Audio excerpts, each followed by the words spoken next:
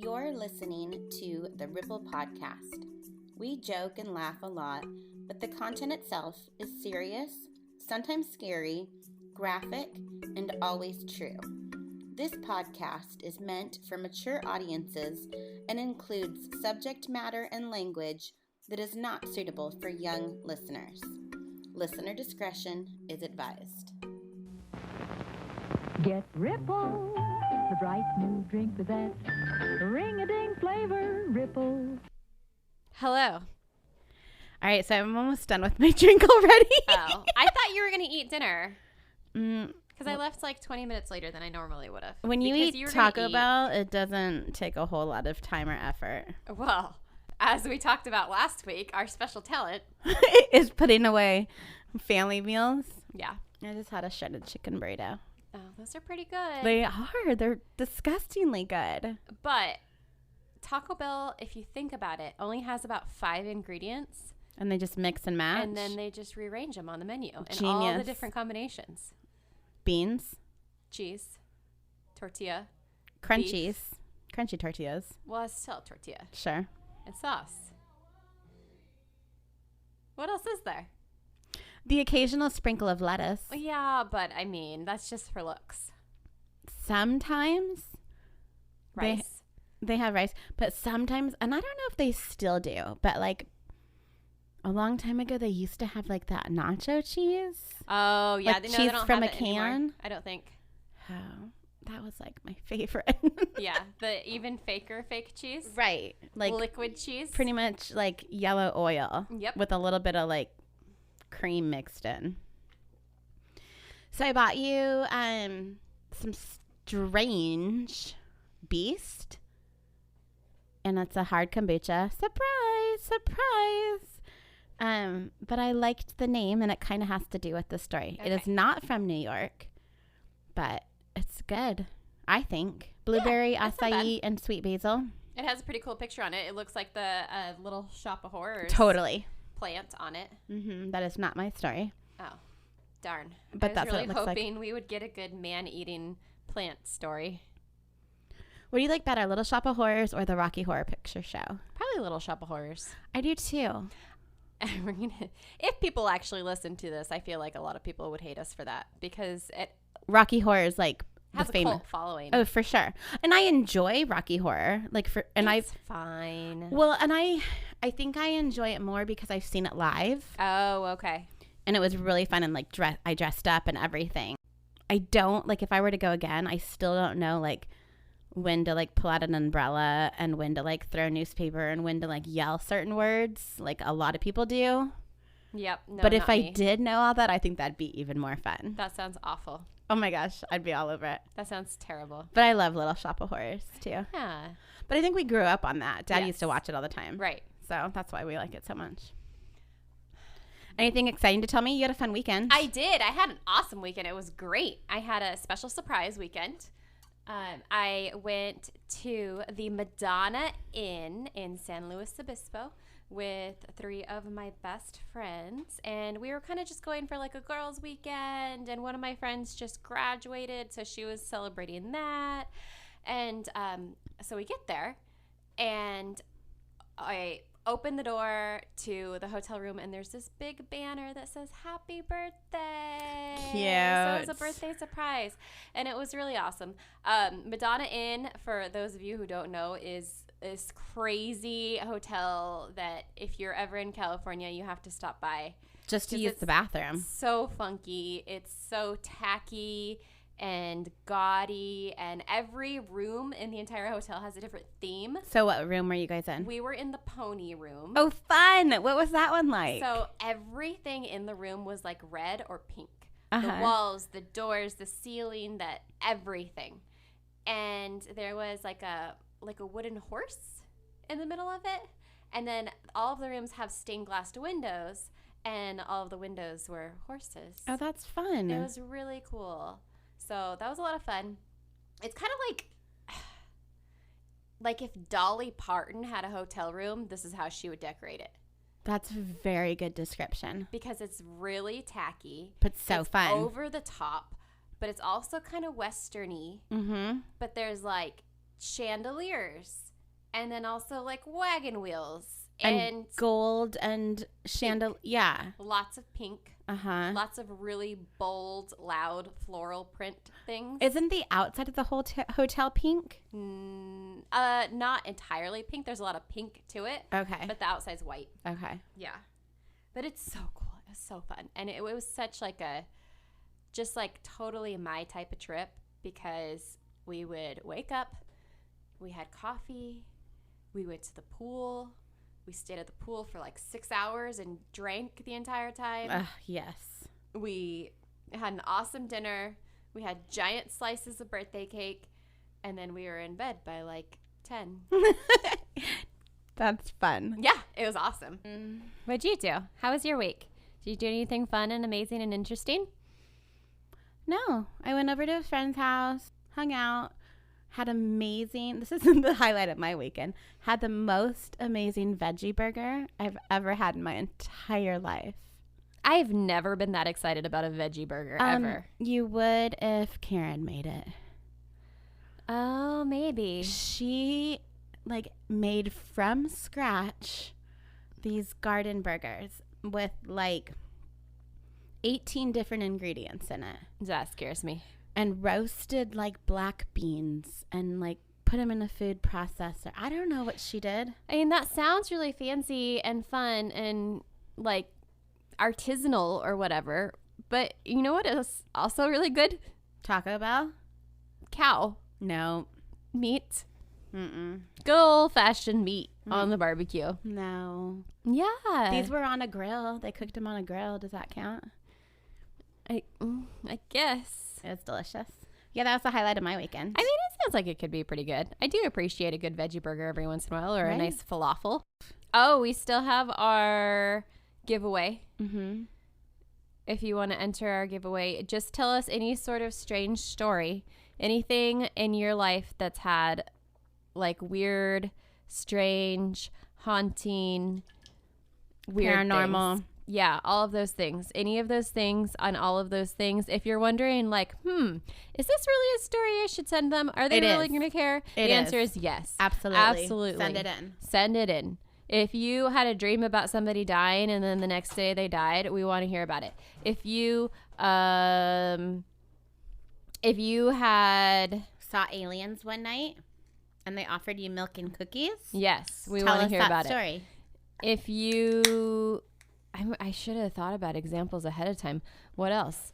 If you saw your doppelganger, ooh, tell us. We That'd want to be know all about it. crazy. If your dad had a hidden family, Ooh, good tell one. us about that. So you can either email us at theripplepodcast@gmail.com or send us a message on Facebook or Instagram at ripplepod.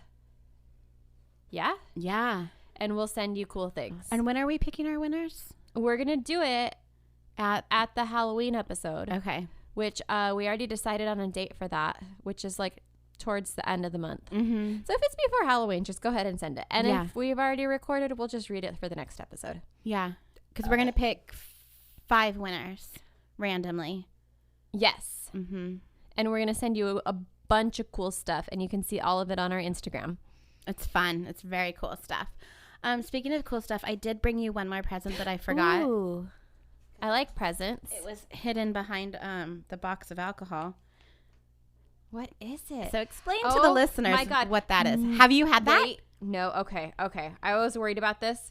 So when I first saw it, I thought that it was the super spicy gummy bear. I don't know what that is. Okay, there's like this super, super, super spicy gummy bear that like kills you from the inside out. Oh, that sounds fun. Yeah. And I just the other night had the 1 chip challenge chip. No, you didn't. You didn't see it? No. How I put it on Instagram. I haven't been on social media that much lately. I'm trying to like step back a little bit. Oh, well, I mean, I'm still on a lot, but not as much as I am normally. And you put it on like your live stories. Yeah. Did you cry? Oh, it was uncontrollable. You couldn't stop yourself from crying.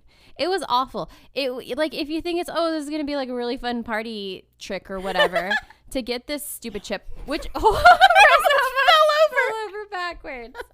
Oh my gosh. But yeah, if you think it's going to be like a really fun time to have at a party, it's not. Don't do it. It's terrible. Wait, did you do that at the Madonna Inn? No, this is just like 2 days ago. Uh-huh. Mm-hmm. Who is it? Adam buy it or Adam bought it.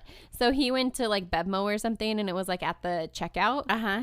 And it's like $7 or something for this one stupid chip. And it's so unbearably spicy that it's like, it just feels like chemicals burning you. That's probably what it is. Well, it's like, yeah, I mean, capsaicin or whatever from peppers, but like it doesn't even taste like anything. Like, you know, like, oh, I've had like really spicy, Salsa. I don't know, like habanero or whatever. But like this just tastes like burning and death. Did you cry a lot? Oh, yeah. I cried so much. I'll show you when we're done. I'll show you my story. How did you get to stop? Did you drink milk? It doesn't stop. It doesn't. You just have to wait it out. So like the challenge is you're supposed to eat it, and then like whoever can go the longest without eating anything or drinking any water or anything like that is the winner. Well, I lasted like a whole 2 minutes. Oh, that's a long time. No, it's not. So did Adam do it too? He did too. And I gave up before him, but he immediately took a drink like right when I did. Oh, he was just holding out for you. But it doesn't go away. Like it just keeps burning. You just have to wait it out. And you can like, okay, this is also the fun part. Is it funny or is it just horrible? Kind of. Okay. I mean, but it hurts. It's painful. It's so painful. It's like the kind of funny like when somebody gets kicked in the balls funny. But it's like I thought I'd be like really clever and like just push it to the roof of my mouth and like chew really fast and swallow. Definitely did not work because it immediately just coats your entire mouth. And then you get like a science lesson on your digestive system because you feel the chemical burn in your throat and down your esophagus and like into your middles and like I feel it. And when it hit my stomach, it like I could just feel. Permeates. And that night too, we had planned to like make some kind of dinner. What was it? I don't know. We're going to make like vegetables and sausage or I think like sausage, onions and peppers or whatever for dinner. Neither of us wanted that after we ate this stupid chip. And like he had like cereal for dinner and I had like a bagel with plain cream cheese because that's like the all most like eat. mild. Yes, it was awful. So I'll get you one. Don't worry. Oh, fantastic. But anyway, back to your really fun present that you got me. Eric wouldn't try it, by the way. Oh, and yeah, you already opened it. Oh yeah, I had to try it. I got this at the liquor store that has the Mediterranean place inside of it. Oh, so it's still a liquor store half too? of it's a liquor store and the other half is a Mediterranean like restaurant. Wow. Like full on restaurant, not just like a heat up like pre-cooked food. Like they are cooking the food there. Okay, so what is this you're eating? Tell me. So it says Miche gummies, and they're watermelon gummies that have red crap all over them. Like blood. Is it supposed to be something you put in a Miche? No, you eat it. And it tastes like Miche? Okay, I'm going to try it. Oh, it's good. Oh my God, that's so good. They're really, really good. Wow. I know. I love miches, so. But this is like, it's like those sour watermelon gummies. Mm-hmm, with like a salty. With like salty red stuff all over, like tamarind or something. I don't know. You know, it's like super sketch when it just has a website and no ingredients or anything listed on it. I thought it's just like is their that even Instagram. legal? No, it's not legal. I didn't even think. Yeah, it's like people are making it in their garage, probably sticking a sticker on it. Just go to Miche Sauce on Instagram. Well, we'll have to tag them with it. Yeah, it's really good though. Yeah, I know. And there's so much like gooey red stuff at the bottom, like you should like squeeze up and. Yeah, I was stoked. I did wait until today to open them. It's really good. Okay, well, why don't you chew on those while I tell you a little bit about my story? Okay. So I pulled New York and history. And if you've been listening for a while, you know that Angela was the good student and I barely graduated.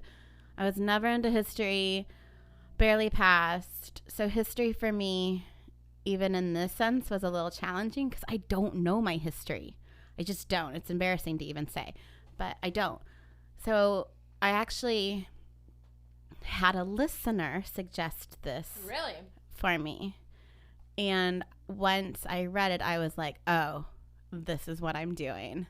So the listener didn't like really give me like the story. He just sent the topic matter. He's like, oh, you should do this.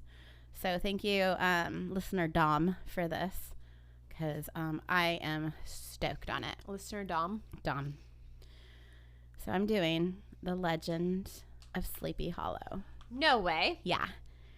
So this is spooky season too. How totally spooky season. So it's not like history, like as in like a war, but there is a lot of historical references in this fictional story, and I'll tell that to you as I go along. Let me do my references first. So Wikipedia, history, sleepyhollow.gov, Little Things, hudsonvalley.org, Patch, and the New York Times. Wow, that's like the most sources you've ever had, I think. Can you feel this for me? Can you just feel this? I'm sorry I talked so long.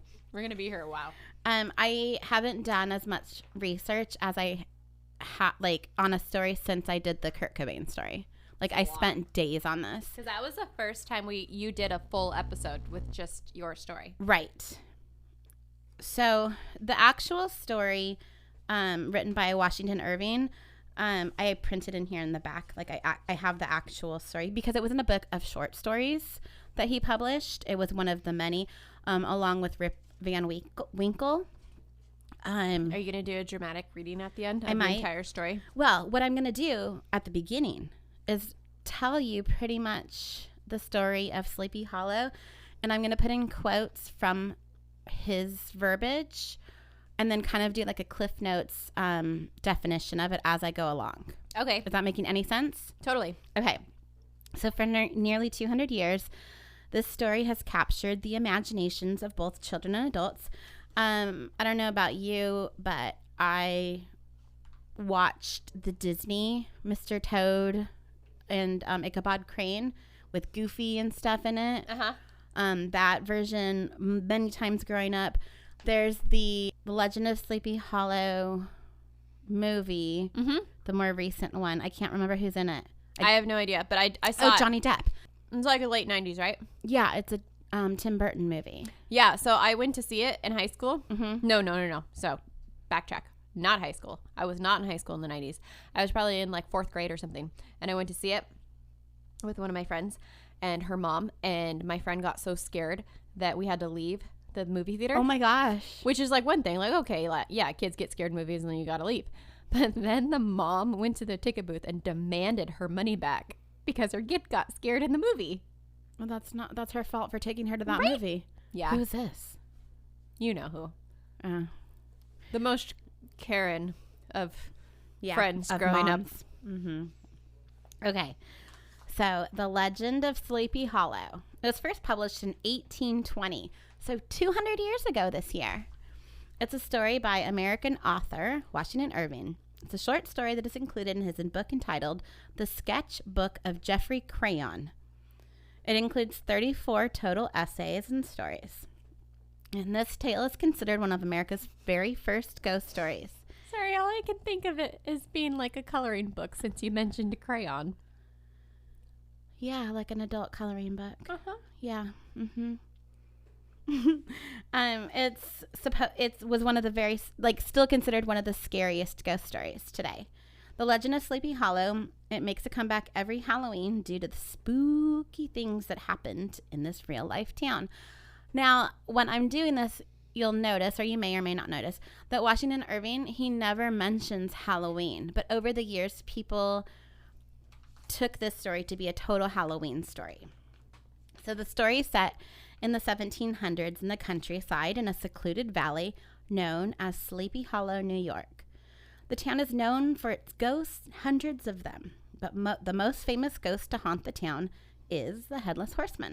The place, he says, this is a quote from the book, the place still continues under the sway of some witching power that holds a spell over the minds of the good people, causing them to walk in a continual revere. They are given to all kinds of marvelous beliefs.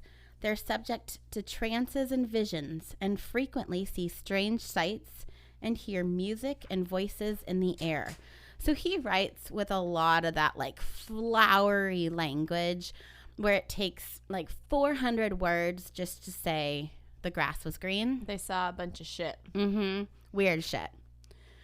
So Sleepy Hollow has a few main characters in it, and one of them is the main character, Ichabod Crane. He's skinny, he's tall, he has super big feet, and he's really superstitious. He's pretty full of himself, and he thinks he's like really great. And he tends to use people mainly for their food because he just loves to eat. Like that's one of his passions in life. And he moved from Connecticut into Sleepy Hollow to be the schoolmaster. And this is how he's described in the book. He was tall but exceedingly lank, with narrow shoulders, long arms and legs, hands that dangled a mile out of his sleeves, feet that might have served for shovels, and his whole frame most loosely hung together. His head was small and flat at top, with huge ears, large green glassy eyes, and a long snipe nose, so that looked like a weathercock perched upon his spindle neck to tell you which way the wind blew. To see him striding along the profile of a hill on a windy day, his clothes bagging and fluttering about him, one might have mistaken him for the genius of famine descending upon the earth, or some scarecrow eloped from a cornfield. He was the schoolmaster, and he was like pretty tough on the students and kind of went by the way of thinking of spare the rod and spoil the child. So he liked to kind of let the kids that are smaller and more weak get away with more versus the kids that are like the kind of tough big kids. When they would get in trouble, he would like smack them with the rod thing like harder and double than the other kids. So he totally picked on the big kids. Okay. It's kind of weird, but all right. When school got out, he like would make nice with the bigger kids and he played with them. Or when school was like closed for the holidays, he'd have the smaller ones over to his house. But he only I don't like that. He'd only have the ones over to his house who, quote, happened to have pretty sisters or good housewives for mothers.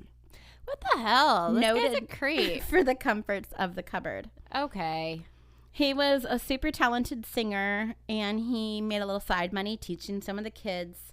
I guess it's called psalmody, like singing psalms from the Bible. Ichabod was a very... Psalms, Psalms. I thought they were called palm. Well, it has a P, but you don't pronounce the P. The I P thought is you silent. didn't pronounce the S. No. I thought it was palms. I don't do church. PS, like a what's another silent P word? Pneumonia. All right, sure. Yeah. Okay. Ichabod was very superstitious and enjoyed reading about witchcraft. And he said no tale was too gross or monstrous for his captious swallow. I disagree.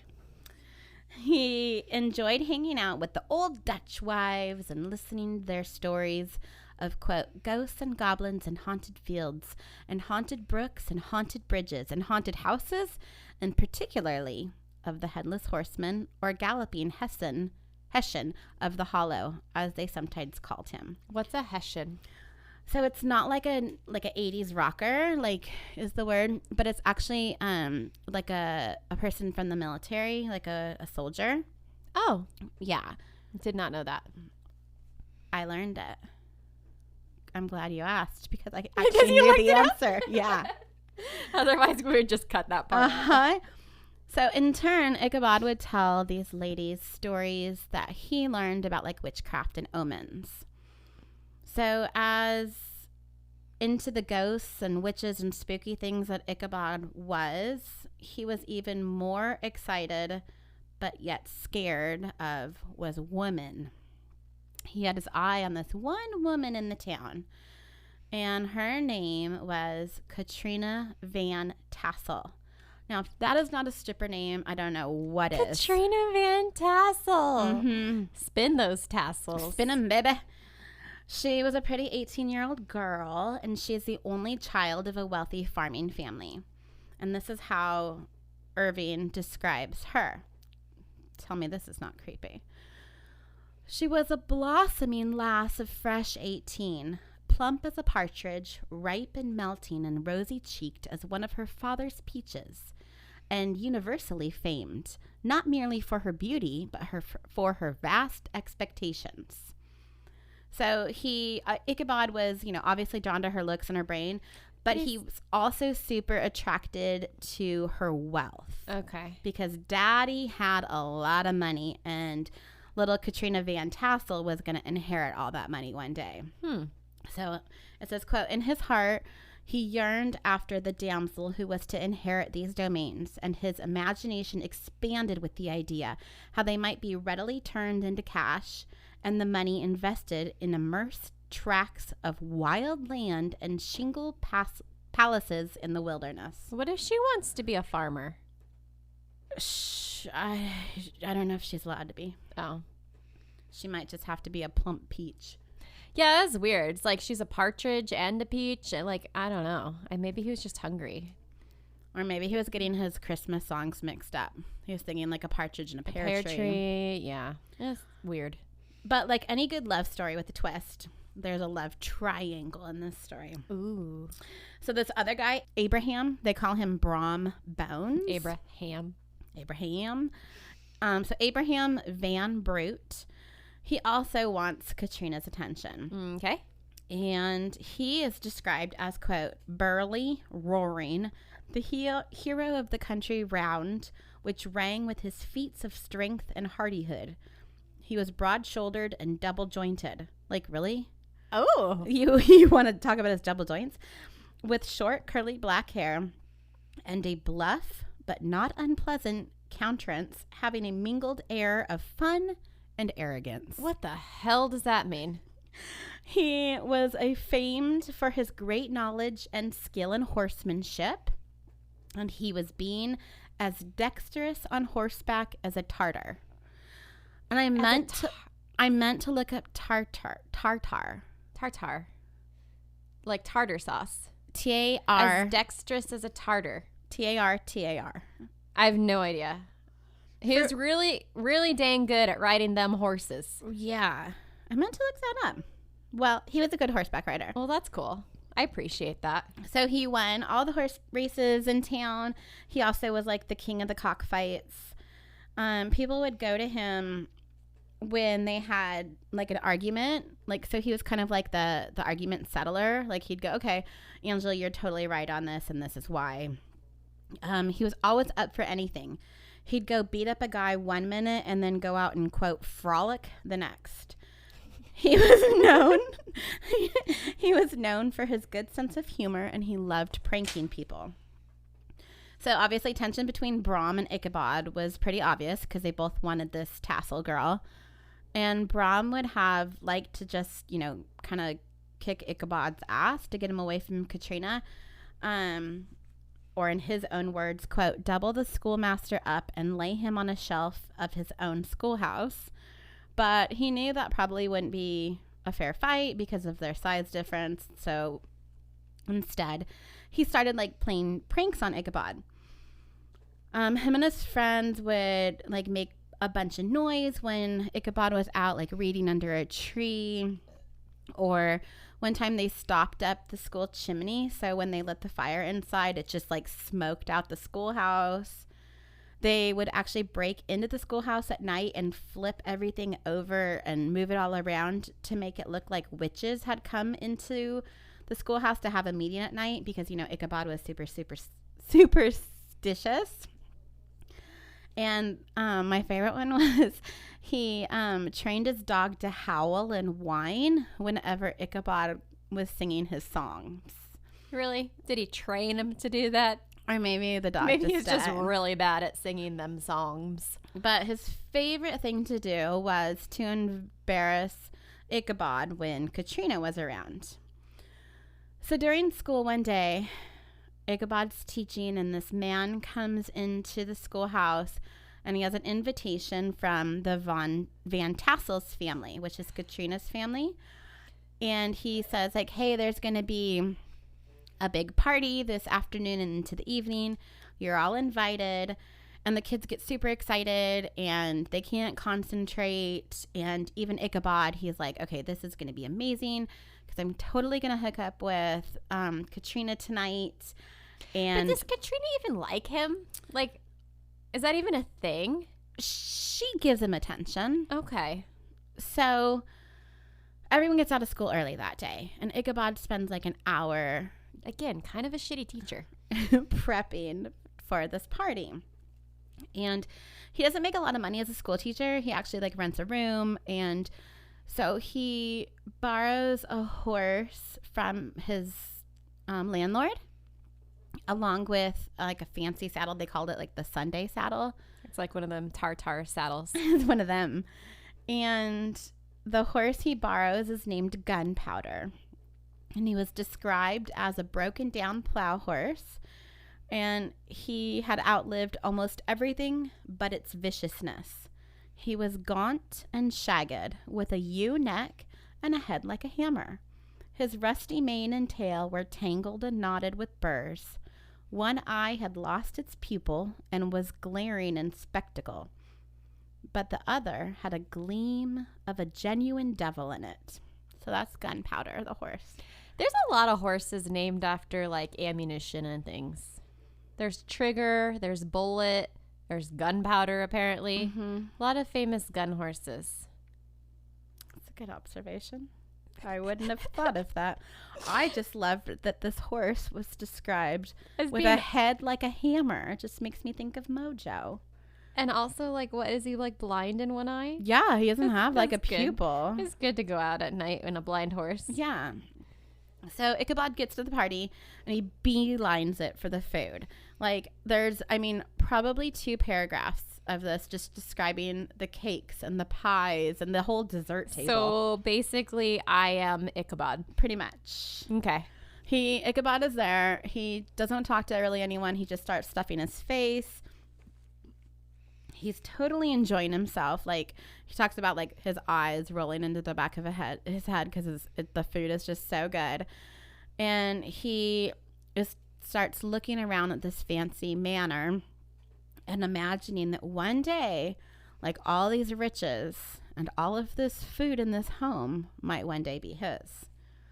So he dances with Katrina, who seems to be into him.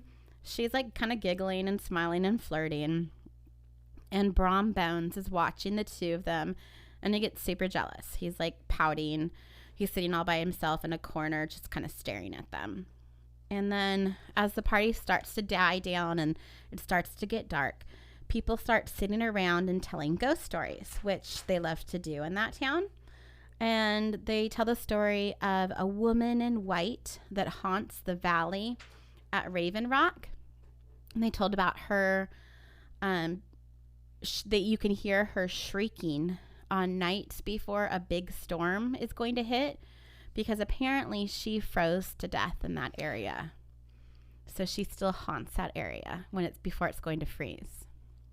Well, at least you know when it's going to get really cold. It's like a perfect weather indicator. She's kind of like a foghorn. Yeah. But for coldness. For snow. Yeah. They tell some other stories about this like haunted tree, the tulip tree. And then they tell the story that's their most favorite about the Headless Horseman.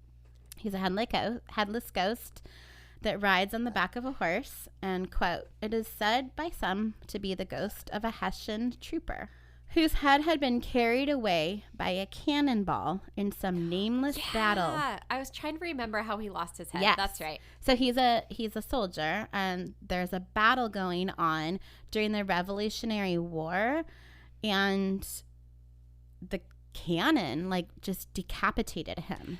I really keep forgetting that we're talking about New York, because for some reason I always remember the story as being like in Europe somewhere. Did you ever think that? I just think countryside, and I don't think of New York as a country. Well, I mean, New York is not a country. I don't think of New York as the country. Because you always think of like New city. York City instead of all of the rural countryside of it. Yeah. Right. No, I get it.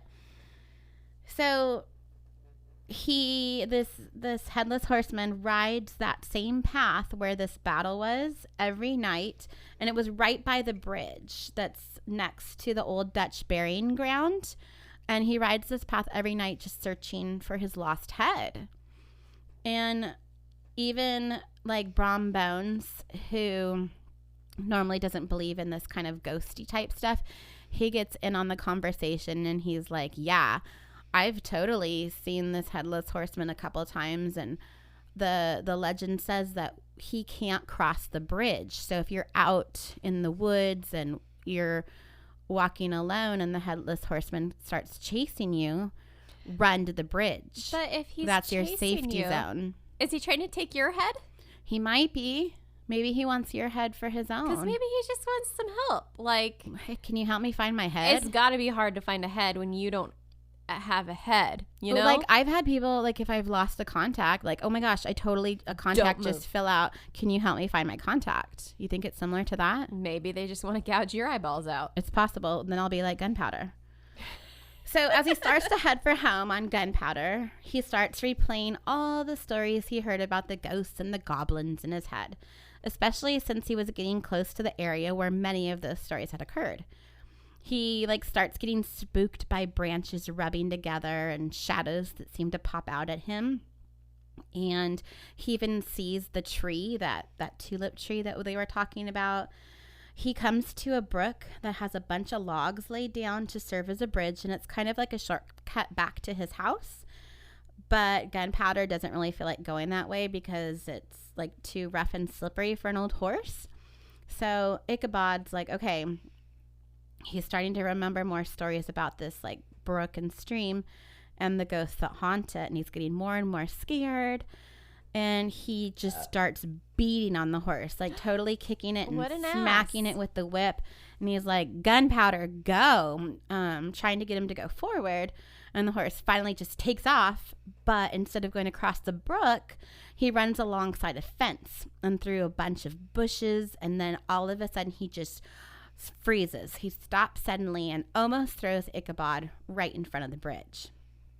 So, as the horse is standing there frozen in place, Ichabod notices a sound in the distance. He raises his head and sees a black silhouette in the distance that seems to rise up. Ichabod starts to freak out and says, like, I'm out of here, horse, go. And he gets the horse running, thinking that he can outrun the stranger and his horse, but because he's being such an ass to the horse starts like running all crazy, and instead of going across the bridge, he actually runs towards the woods. Well, he doesn't want to go across the bridge, right? Or is this a different bridge now? This is like the real bridge. Okay, this is the real bridge before it was the log bridge. Right. Got it. He's like, you're being a jerk. I'm going to run because you scared me. So this black silhouette stranger comes up and paces Ichabod's horse. So Ichabod like starts saying, go faster, go faster, go faster. And so does the other horse. And then Ichabod's like, okay, I'm going to slow down, and maybe this guy's just going to pass me. Him. And the stranger slows down. I hate that. Like, you know, when there's like a person you're trying to avoid, you walk faster and you just hear them walking next to you, and you know that like whole pacing thing, or like a car next to you. Yes. Like you try to drive faster and they drive faster, and you're like, fine, go around me, but then they slow down. Yeah. Yeah, I hate that. It's the worst. So Ichabod finally gets up the nerve, and he looks over, and he's instantly freaked out. He sees that the rider that's following him has no head. The head of the rider instead was sitting on the pommel of his saddle. So you're the horse person. What's a pommel? This is part of the saddle. It's the thing in the front. The horn? No, not the horn. The hip part of it. Okay, so that's where the head was. Ichabod tries as hard as he can to ride Gunpowder away from this headless horseman. He can feel the saddle under him starting to get loose and then slipping off, but he still holds on. So he's like riding bareback at this point, holding on to the mane, and he can feel like hot breath on his back. He can see again the bridge in the distance, and remember to the stories that he heard, that the ghost would like, quote, vanish according to rule in a flash of fire and brimstone if he crossed it. So like that's his goal right now, is just to get across that damn bridge. Just then he saw the goblin, he calls it a goblin ghost, rising up in his stirrups and in the very act of hurling his head at him. Ichabod endeavored to dodge the horrible missile, but too late. Wait, so his actual head is not a pumpkin? Like they always led us to believe? So the horseman found his head. So why is he still pissed off if the head is there in the saddle? Well, maybe... I'm so confused. Don't be confused. Tell me. Maybe he thought Ichabod's the one that cut his head off. Oh, and he's looking for revenge?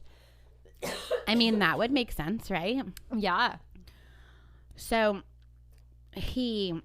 Ichabod like tries to like dodge this head being thrown at him, but instead it smacks him in his head with a tremendous crash, and he went tumbling into the dust.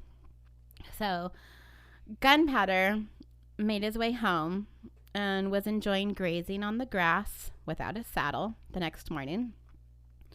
When Ichabod didn't return home that evening and then didn't show up for breakfast or lunch the next day, people started to get worried because, you know, all Ichabod wants to do is to eat, and he's now missed, 2.5 meals. So they sent out a search party to see what happened to him.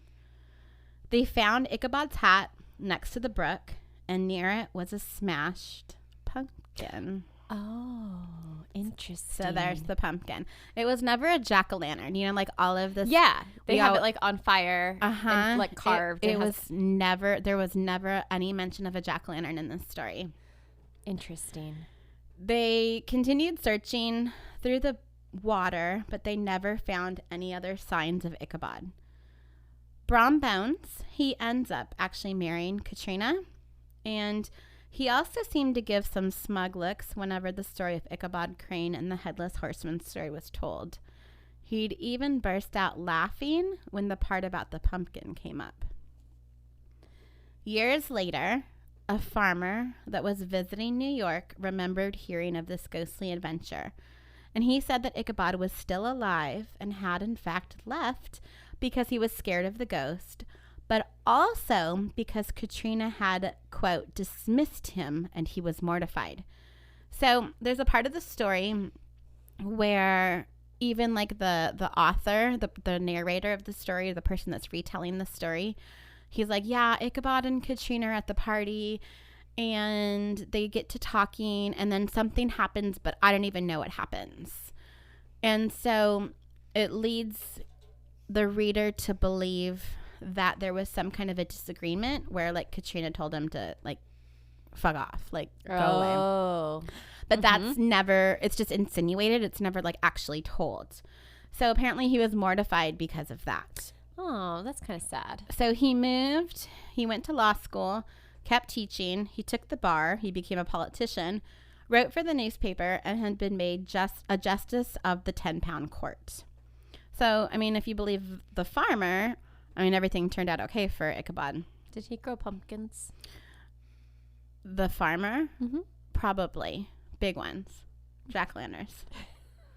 The bridge where Ichabod disappeared became more of an area for superstitious and ghostly haunts, to the point of where the town changed the road.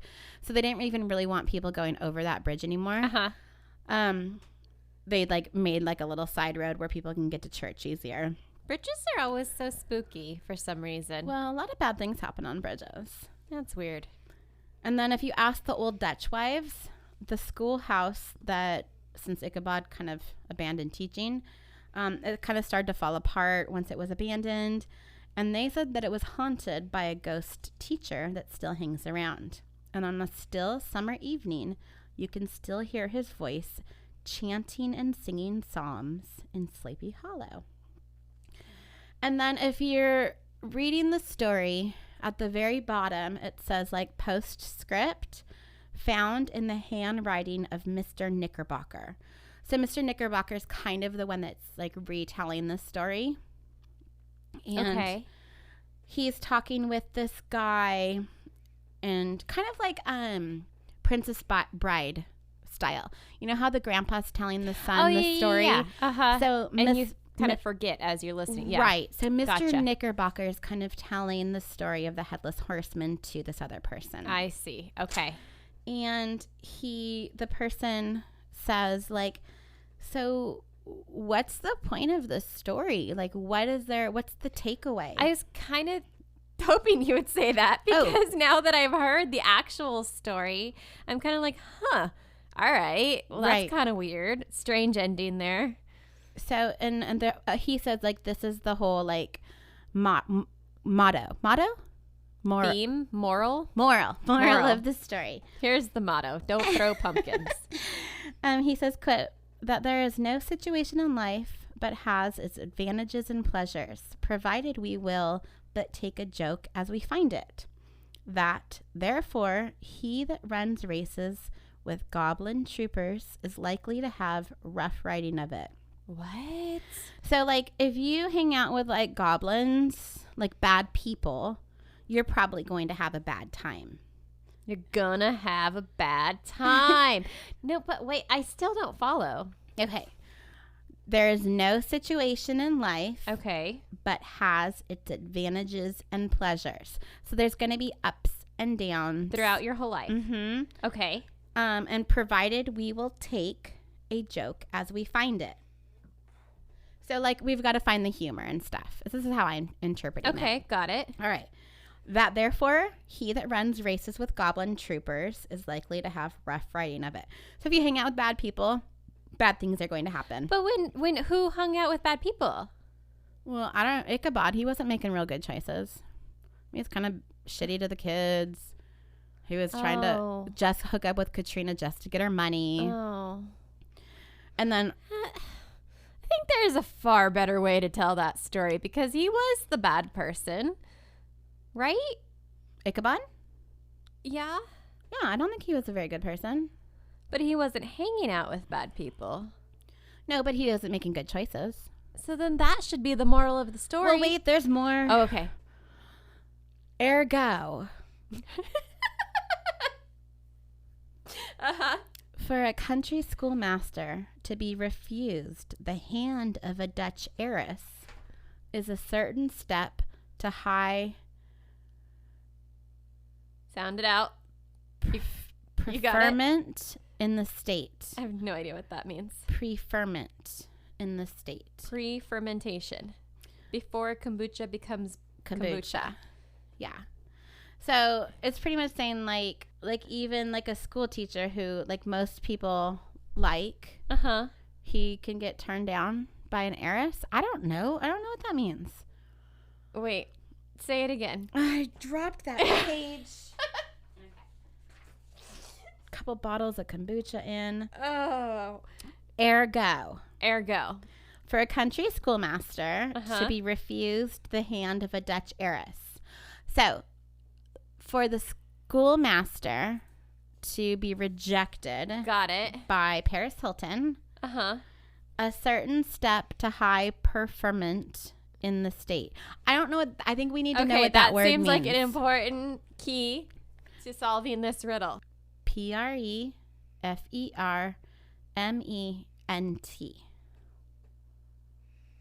Promotion or appointment to a position or office. So he got promoted because he got turned down? Maybe for every bad thing that happens, something good will happen. That's not how life works. That's according to the Skytus. So the cautious old gentleman knit his brows tenfold closer after this explanation. So he still didn't get it. He's like, I'm still confused. I don't understand what you're trying to say to me. This really isn't making a whole lot of sense. And then it says, quote, at length he observed that all of this was very well, but still he thought the story a little on the extravagant. There were one or two points on which he had doubts.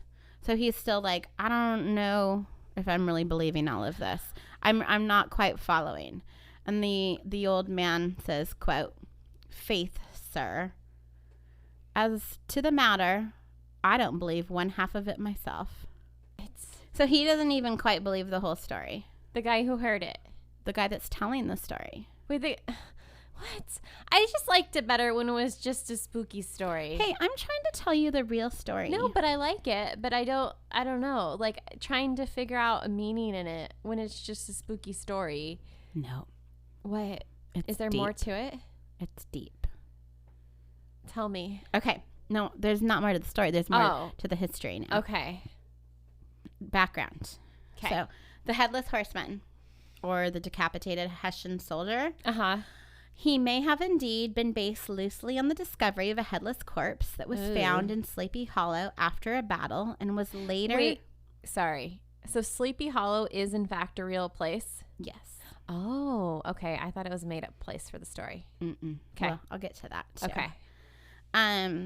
After a battle, and was later buried by the Van Tassel family in an unmarked grave in the Old Dutch burying ground. Okay? So he was, like a real Hessian soldier. Ichabod Crane. He was a real person as well. The name, at least.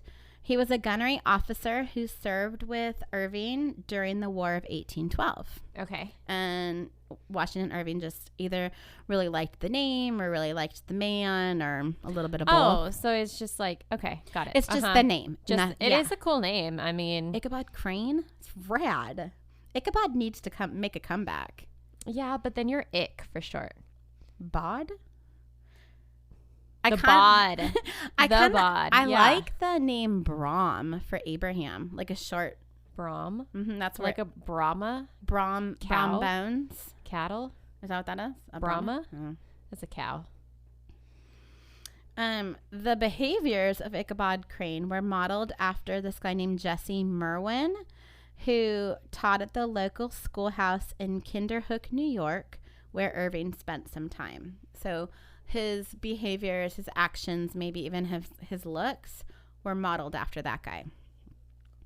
The inspiration for the character of Katrina Van Tassel was based on an actual young woman by that name. Washington Irving had stayed with her family and asked them if he could use her name and loosely base a character on her. He told her and her family he liked to give his characters the names of people that he had met. And then Brom Bones. He's a composite of two people. Abraham Martling, which was the village blacksmith, and his son, also named Abraham, who was the village cobbler. It is believed that the name Brom was derived from Abraham, and that the, quote, bones, like Brom Bones, was borrowed from the blacksmith who used it as a nickname for his skinny son. Oh, that is cute. I like that. And then Sleepy Hollow, like what you mentioned. I bet he didn't like it, though. Bones? Yeah. Probably not. Sleepy Hollow is a village in the town of Mount Pleasant in Westchester County, New York. The village is located on the east bank of the Hudson River, about 30 miles north of New York City. To the south of Sleepy Hollow is the village of Tarrytown, which they mentioned in that book as well. Mm-hmm. So even today, Sleepy Hollow is considered to be, quote, one of the most haunted places in the world. I've heard that quite a few times now. All these different places are the Most haunted. haunted. We have the most headless ghosts at our place. In 1778, when Washington Irving was a teenager, he moved to the Tarrytown region from New York City to kind of get away from a yellow fever outbreak that was happening. Kind of ironic. Mm-hmm. And then, so the mill, the fancy house, the bridge, the church, the cemetery, even the tree were all like factual things that Washington Irving put into this fictional story. That's pretty cool. But the one thing that was totally made up was the name Sleepy Hollow. Oh. That was until 1996. They changed it. That year, the village of North Tarrytown officially changed its name to Sleepy Hollow. It's a much better name than Tarrytown. Tarrytown. The local school sports team, they're the Horsemen. Oh, no, that's terrible. The Horsemen? Yes. Oh, I like it. Because they're going to get their freaking heads knocked off in the game. Did nobody think of that? Why would they do that? They're scary. People are going to run away from them. I guess. So the Sleepy Hollow Cemetery is 85 acres.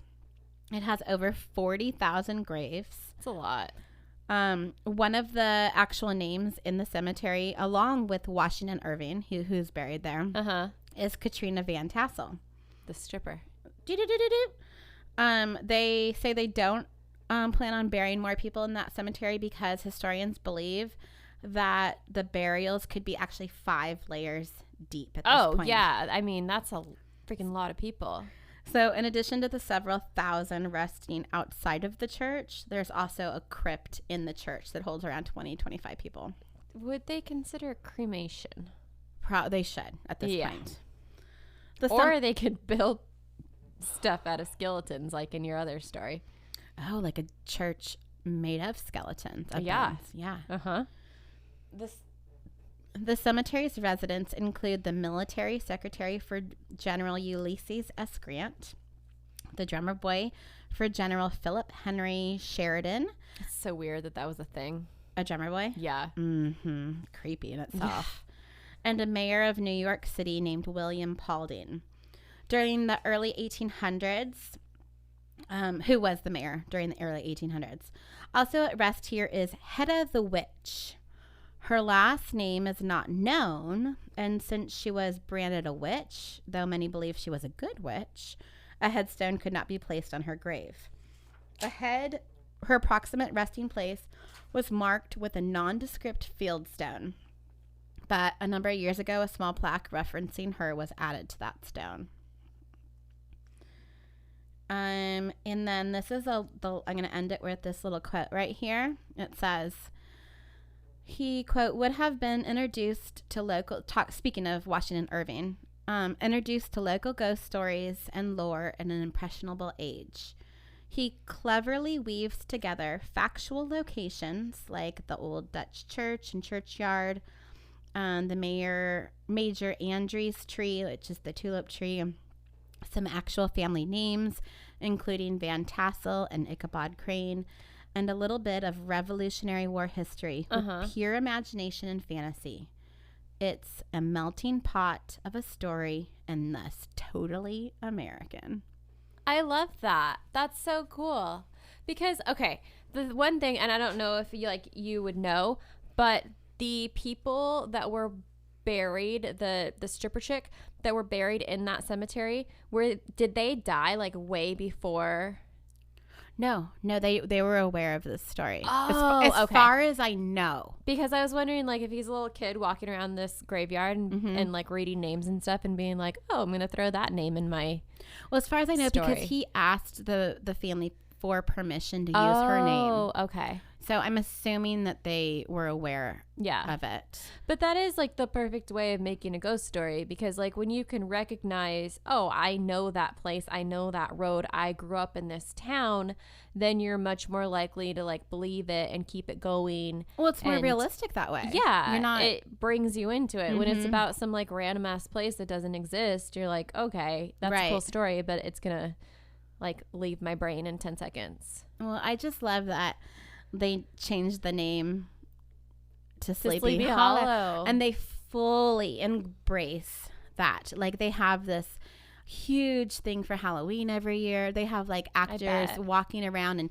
giving tours of the graveyard and showing where Washington Irving's grave is, as well as Van Tassel's. Ichabod Crane is not buried there. He's buried on Staten Island, like the real Ichabod Crane. But because I guess like a lot of people ask about that. That would be so weird to be like, somebody used my name for this story and it became such a like a freaking giant thing that's still being told like 200 years later. And that's my name. Yeah. That's 200 so weird. years. It's a long time. Yeah. So that's my true and not so true story of the Headless Horseman. I like it. It was a good Halloween one. And it's kind of historical. I wonder if that movie did well. Sleepy Hollow? Yeah. Well, what is that? What was called? The Johnny Depp one? I started watching it a few nights ago to do research for this story. Guess what happened when I started watching it? You fell asleep. 100%. Really? Mm-hmm. Oh. It has a spooky cover. I like it. I might watch that. I've been thinking. Well, we have our whole list of Halloween movies to watch on Instagram. Mm-hmm. What did I? Oh, so we started watching Frankenweenie the other night with Eden. I remember that book growing up. Oh, it was a book? It was a book. Well, I turned it off partway through, and I'm like, let's watch something else. Why is it? Is it bad? Well, I started reading about it as we were watching it, and apparently the dog dies, and then they bring him back to life. Oh, I don't remember. I just thought he dressed up in cute Halloween costumes. That's kind of what I thought it was, and then I read about it, and I'm like, we are not watching this. You didn't go to doesthedogdie.com? I should have. You should have. Anytime there's a dog movie. Adam started watching Eureka. Like we picked that as like a new show to watch together. Okay. And in the very first episode, a dog dies. And I'm like, why did you let me watch this? Mm-mm. That's not okay. Even though it's like a super like lighthearted, silly type of show. I'm like, no. The movie, I Am Legend. Remember that movie with Will Smith? Yeah, but I don't really remember it. Is that the one where he has the German Shepherd? Yeah, it would be that one. It would be that movie. Yeah. You didn't know about him and the German Shepherd and all that? Before I watched it? Uh-huh. No. When did you watch it? Recently? Oh, no. Oh. A long time ago. Yeah. No, I didn't know either.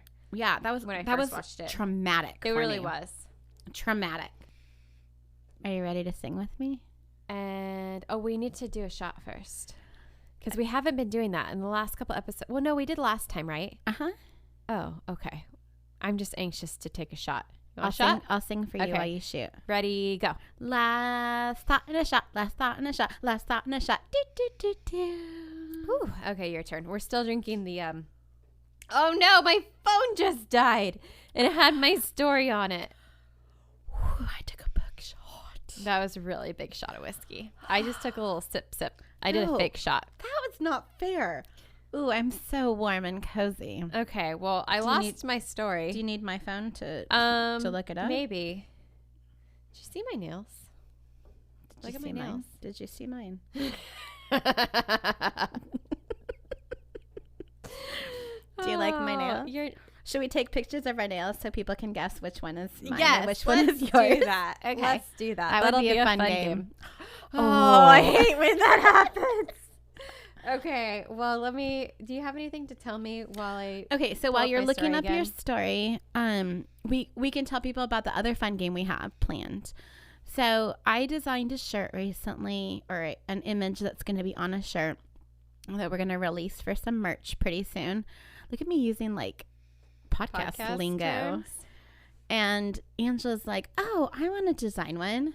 So I'm giving her the link so she can design one as well. And then we'll post both of them. And we're going to let people try to guess which one I designed and which one she designed, just to see how well you guys know us. So it'll be just a fun game. I feel like it'll be pretty easy. You think along with our nails? It will be. Although I kind of gave away our nails.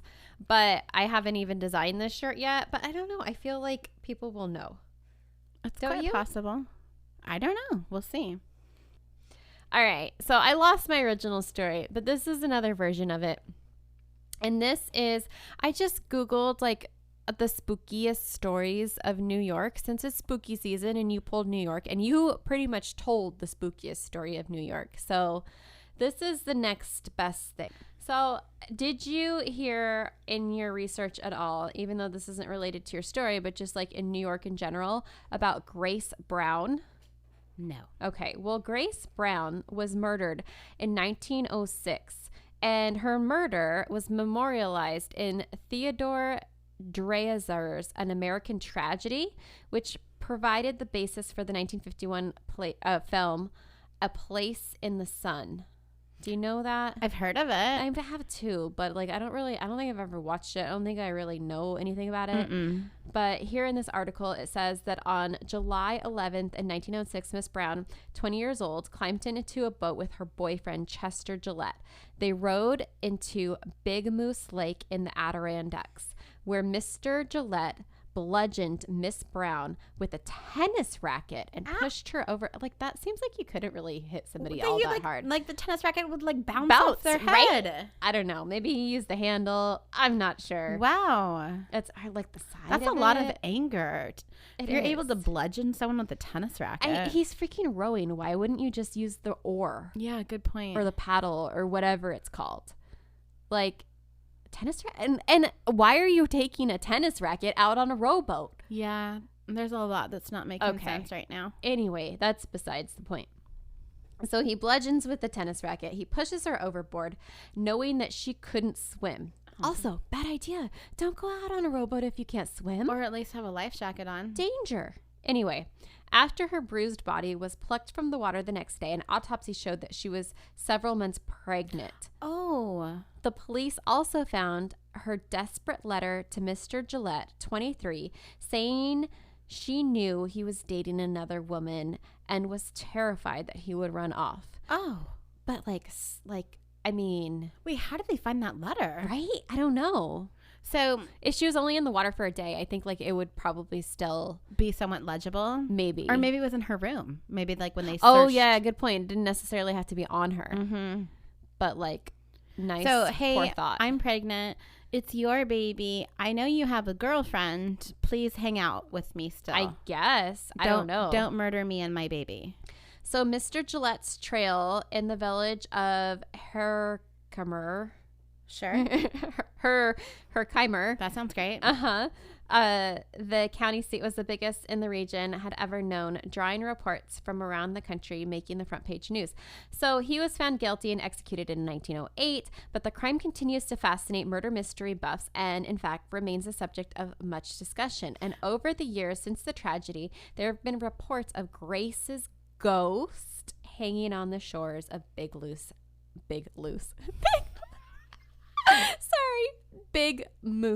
Lake. And that's, so she is one of the major ghosties of New York. That's really tragic.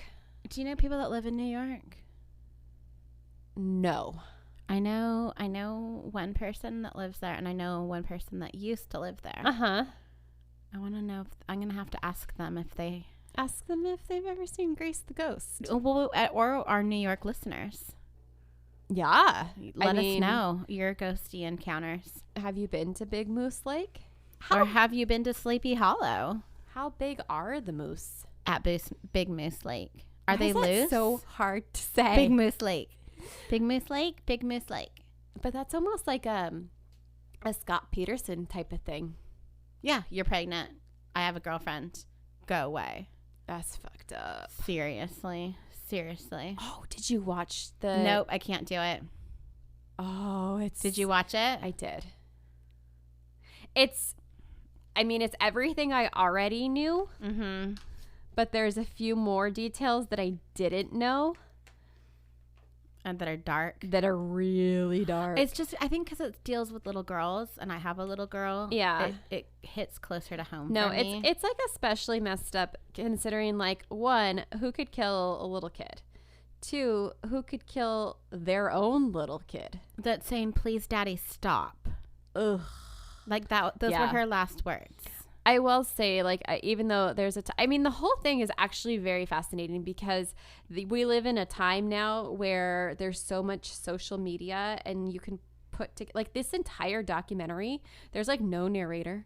There's no, like, scene reenacting or anything. It is literally a compilation of clips from their Facebook, from their YouTube videos, from their, like, screenshots of their text messages, body cam footage from the interrogation room. That makes up the entire thing. Wow. There's that much footage of this family because we're living in the time of social media, the time and stuff. of the Black Mirror.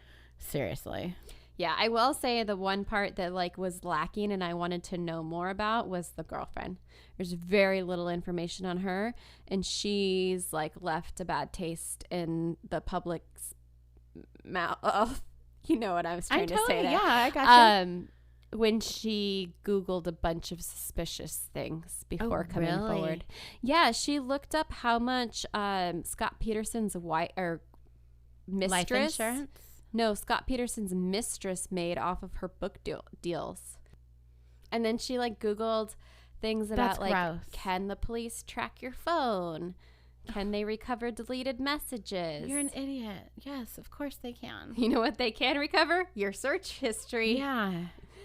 But yeah, it was very dark, but it was very interesting. It was. I don't know if I can do it. There's other things to watch. Did you ever watch Don't Fuck with Cats? I did. You did? Yes. Because that was one that you were very against watching for a while. Yeah. What did you think? I really liked it. Me? I really, too. really liked it. I had to close my eyes at one Oh, point. yeah, I did too.